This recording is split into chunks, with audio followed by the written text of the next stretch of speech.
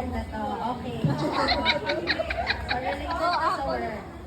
How do you handle disagreements or conflicts within the team or your department? Tagalog na. Tagalog. Call a friend. Call a friend. Call a friend. Ma'am Sheila. Magpatagalog. How do you handle disagreements or conflicts within your team or department? Call a friend. Call a friend. Kami yan, Paul. Ano to? Hahaha. Just smile.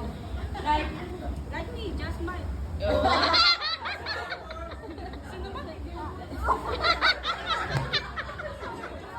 I'll try to say, Nice, Paul. answer TJ Figuración.